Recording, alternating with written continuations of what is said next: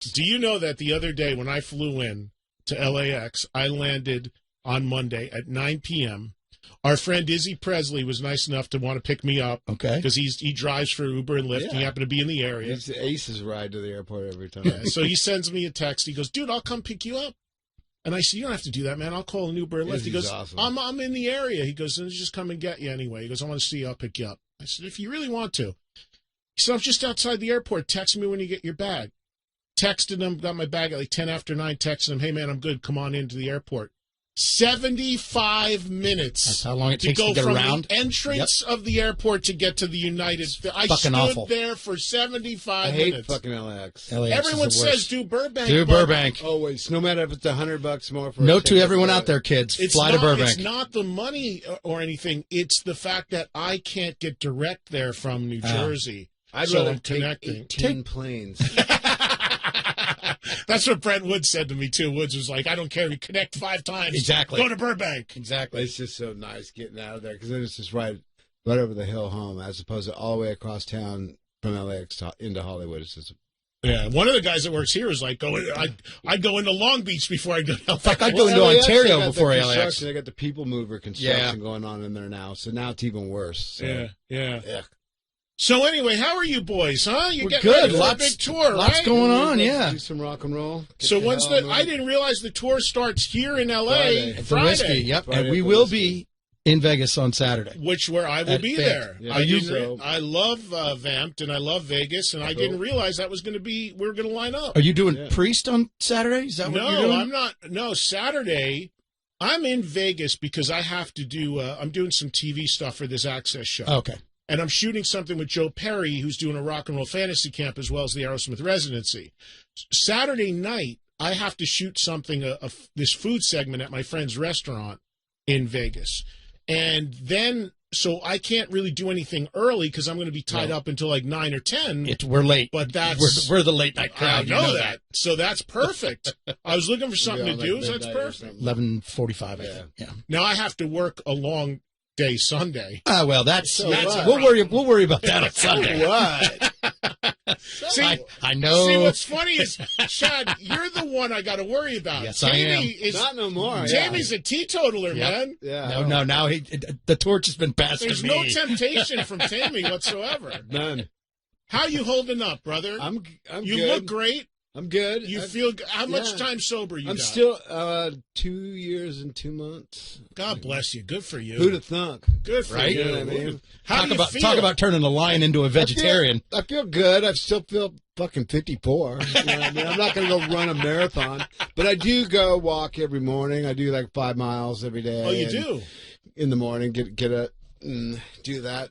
So, I don't know. I feel good. There's people that I've talked to who got sober, and then I'll say to them, hey, do you feel way better? Like, you feel real good? And they go, no, I still feel like shit. And then there's other people like, oh, I feel like $1 million. No, so. I feel way better because I not only got sober, I quit smoking, which is quit huge. Smoking and drugs. So it's like but I did it all at the same time. So it's for a long time. Long time, long time. What was and you did I thought cigarettes would be the hardest. That's what everyone says, cigarettes. But I did it all at once, so there wasn't like a this or that. It was just I need to get better. I'm going to die. So it was like that helped me. I'm telling you, anybody wants to quit smoking or drugs, just get congestive heart failure.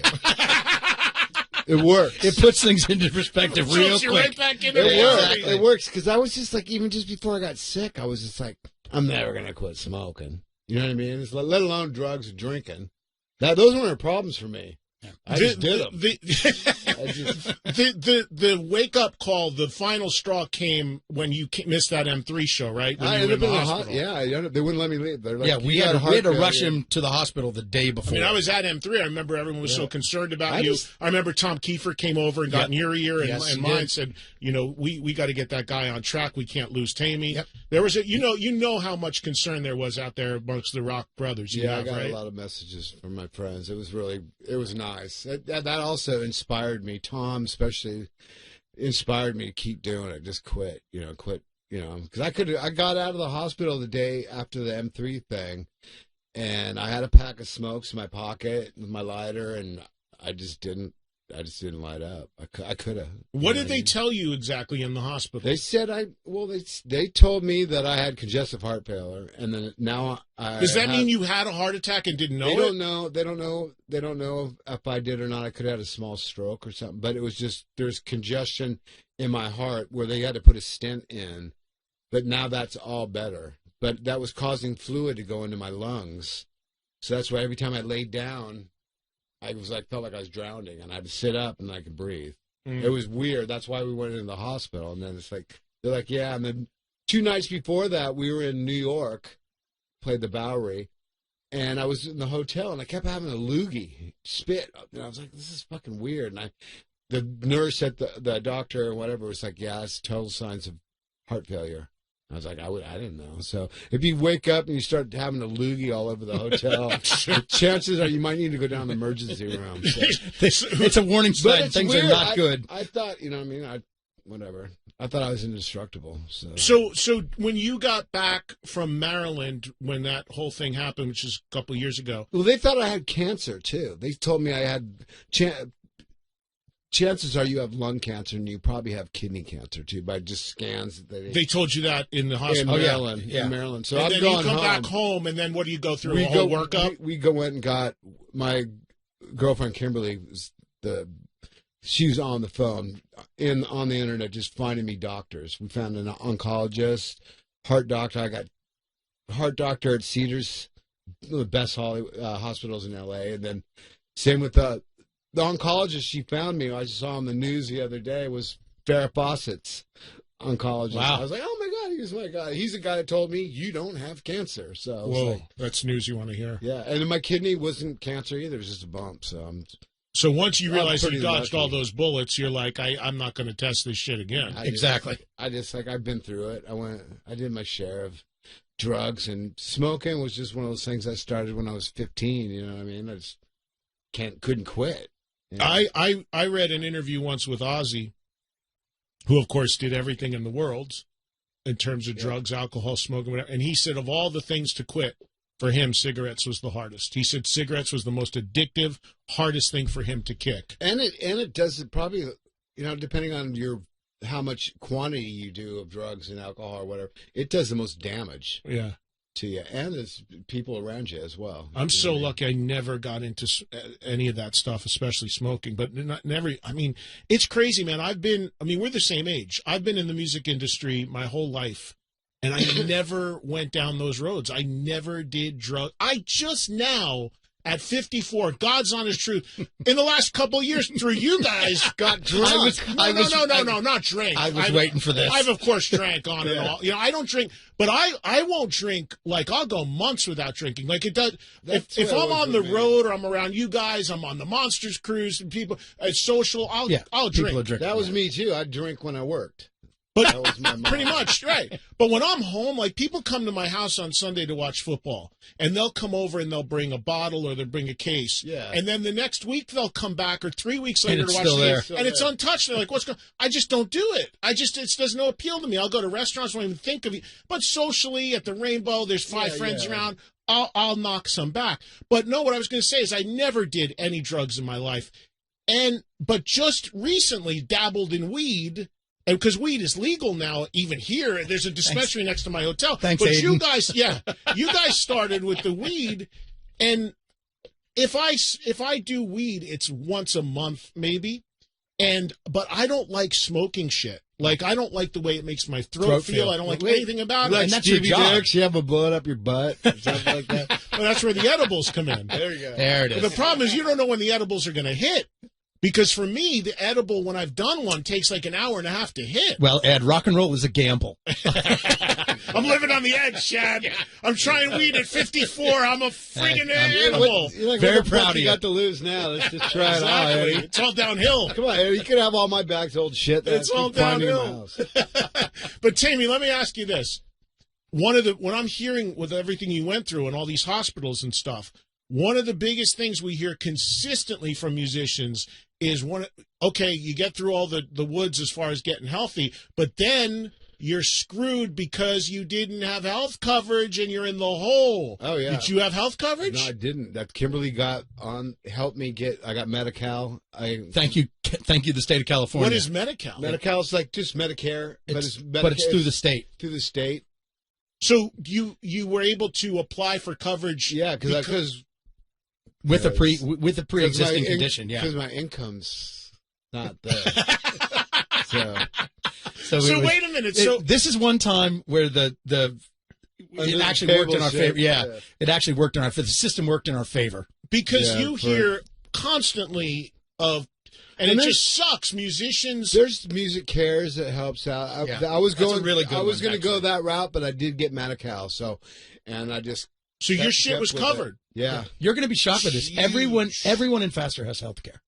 Through what? Medi-Cal. I don't understand what Medi-Cal is. Covered California. It's a state run. Do you pay into it? Yeah, but it's minimal.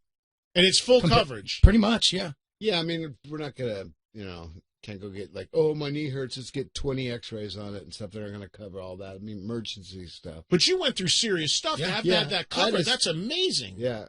It was just basically just a bunch of scan. I had that one surgery, the stent, and it was crazy because they just went in through my wrist. Usually it's the wrist or in your groin. Yeah, they had the groin ready just in case they didn't, but it's just I had a little dot on my wrist. And they went into my heart. And I even woke up during it, and they're like, "Oh, here's my excuse. I was thirsty," and they're still doing it. They're all fiddling on the computer, it's like, what's that movie? Like Inner Space? Yeah. It's like somebody's going up to my body in the vein and going up to my heart. Spaceship. Building a wall in there. Or something. And as they're going up there, holy shit, what did this guy do the last 40 years? Exactly. All you come back all coked up. Come out, Jesus Christ. They stick a Brillo pad on the end of that thing. Exactly. No brain cells left. Oh, my God. That's hysterical.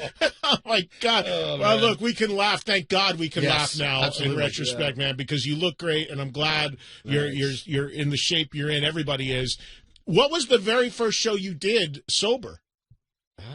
Orange County. Yeah. Down in Redondo or something like How did that feel? It was weird. It was weird, sober, and because I had to do one before when I got an abscess tooth, and I was on this weird antibiotics. We were on the West Coast. Well, I couldn't drink, so that's why I had to do the first sober. But this is the first one without my smoke in my hand, which was his stage move for however long. My security. This is my security blanket. Like everybody's got their guitar they can hide behind, and he's got his drums, whatever.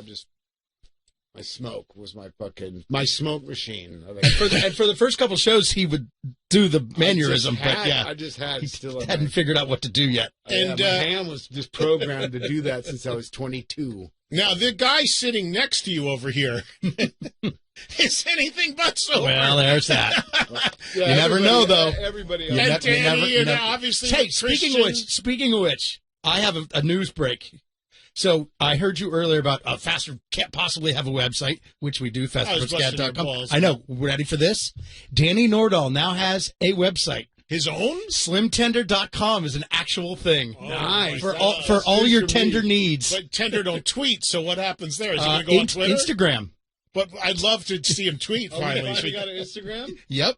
But it's shocking. It all happened like the last 24 hours. Speaking of computers, that's great. I was busting your balls because obviously you guys. We have a brand new website. Hold on a second. This is amazing to me, which I never friggin' knew. So last night we're doing the Big Rainbow Show, and who shows up towards the end of the show and hung out with us for a while? Our dear friend Fred Corey. Yeah. So Freddie's there hanging out. Freddie told me last night we were hanging at the Rainbow that I didn't know he used to live with you. Yeah, we were roommates. And he said that you're like, I had no idea in all the years I've known you, that you're like a computer whiz. Was he busting my balls? No, I've been a computer dude since 89. How did you learn all that? I taught myself. I learned it. We went in to do Wake Me, and there was the paint box system doing our album cover and stuff, and I was like, this is just so cool. Doing the images and moving our logos, and this is like, nowadays that's like nothing. We do it on a daily, but we do it on our phone. Back then we didn't have no phones. You know what I mean? There was computer and I'm like Photoshop, and this is way back.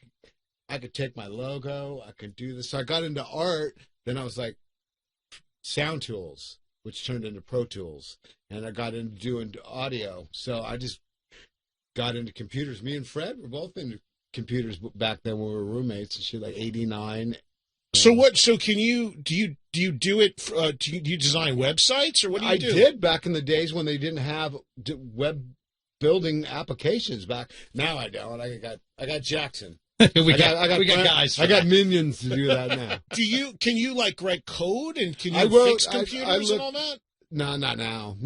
That stuff changes so fast. Yeah. If you're not on it and that's not your gig, next year you don't know nothing. You don't know. I know a little bit about what in that base, you know what I mean? As opposed to then the next year after that, you know even less. So take 8 years out of the mix for doing other stuff.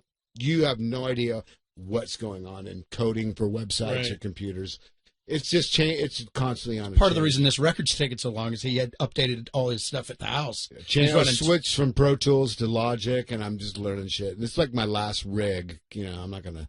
I had the last rig for like 15 years or whatever. Yeah. This rig, 15 years from now, I'm gonna buy a new one when I'm 70. So I'm like, this is it. So I couldn't be more opposite. Like I literally can't. Like I couldn't trim 2 seconds off a piece of audio. I have no clue. I am horrendous with that. I still don't know how to get.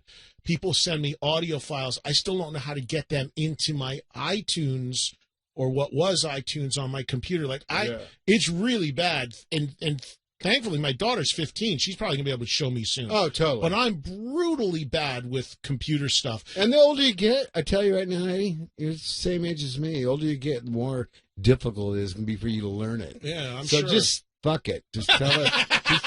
Just tell your daughter. Give your daughter your list of shit you want done, and just go on with your day. Your old man's past his prime on this shit. I own it. It's all right. It's fine. I almost just threw my new rig in the pool so much time that there was no water in the pool, so I was like, nah. The other thing I didn't know about you that our friend Larry Moran from the Monsters of Rock cruise told me, which of course you guys will be on once again next year, and the cruise can't sail without that pool mess going on. You got to go up there because you got my spot now on the mess. Right. Well, you're my mess for me. Well, here's what I do out of respect for your sobriety. When I come up there, I go around with the jack. Everybody takes their hit, and I get to you, and I cheers you, and then I respectfully move on. Put my arm around you, give you a toast, and move on. Yeah. This year, Chad, I got the brunt. You know what happened to Chad this year? Did you hear, Tammy? No, I didn't. So I go up on the riser. I start with him with the bottle of Jack. Remember how windy it was up there? Oh, yeah. So I go, and he's playing while I'm pouring him the Jack in his mouth like a baby bird. He sticks his head out. And we do this all the time. But as soon as I did it, a huge gust of wind comes up, and a wall of Jack goes right into his eyes and face while he's playing the song. And he is a professional drunk and a professional drummer because he didn't miss a beat. He didn't even turn around. Should have threw a bag of Coke in his face, too. Oh, my God. Tarred and feathered his ass. It would have been sticky and white. It wouldn't have been the first time, probably, either. But I felt so bad because that had a bird. I think I did see that, actually. There's a photo of it. Sure, I had a photo of it. Yeah, there's a photo. I'm sure I had a giggle or two. There's a photo of the Jack in mid. Yeah, I saw scream it. Into his eyes while I'm pouring it. Yeah, but, that wasn't great. That's Eddie's Christmas card. Hey, baby, cost of doing business. But that was not intentional. You know I know, that. of course. And then I got the towel, and I'm toweling him off while he's playing. But Larry told me just a little while ago that you also do like custom leathers, like you have a whole thing doing like high-end like leather work, right? Yeah, I do. Yeah. I never knew that. What do you got here? This is a wallet. That's one of the first things I've done way back. Do you sell this stuff? Yeah. Most of it I just do it for you might make his Christmas list this year. Barter with friends, like I have buddy like Gilby and stuff. He helps me build stuff for my bike. I'll make bags for his. This is awesome. I do a lot of motorcycle bags, and then it ended up being a lot of purses because, you should make a purse like that. Then now I make more purses than I do motorcycle bags because they're like, I want one. So then I'll make them for my friends for their. So you just do it like that. You don't have like a website. Yes, I do. We do a website, but it's like before I had more time, then I got sick, so it's like I kind of concentrated more on just getting better and do it. I do the other stuff for more or less basically for friends, and because it takes time. It's all hand done. It's not like, and all of them are kind of a one of a kind type thing. The links on the links on the new website, right? On the Faster website. Yeah. You can go face down. Facedown.com is what it's called. Face down is the motorcycle and purse shit. And the website though is fasterpussycat.com. Yeah, and they're both facedown.com and Faster Pussycat. They're both all linked together to anyway, because that was Face Down is what I put up for doing the Faster merch before we had Before you had to have credit cards, now you got PayPal and all the other stuff. So we have the brand new Faster site we hadn't done since Donkey Show, since like 08. Yeah. And you design all the Faster merch? Yes. Danny? Yeah. Because you do tremendous with that, right? You do really well with it. Yeah, it turns out I always try to make it look like it's cool, no matter if you even know who we are, right, or not. Yeah, so. That's the objective. Is just and stuff you can wear with anything. You know what I mean? I don't put too many colors in it because that usually fucks it up. Yeah. I can't wear these with my purple pants. You know what I mean? Yeah. So, how many million Ramones fans can't be wrong? You know what I'm saying? Exactly. Oh, yeah, there's those bands that, know, half those people don't even know what they're wearing and that it's a band, but it looks cool and they wear it. Go on the boat. I mean, you've seen it. Oh, yeah. Yeah, you guys, the merch is like, somebody told me you do 2 to 1 over anybody else combined. Pretty much, yeah. So that's pretty amazing. Every that's year. Awesome. So.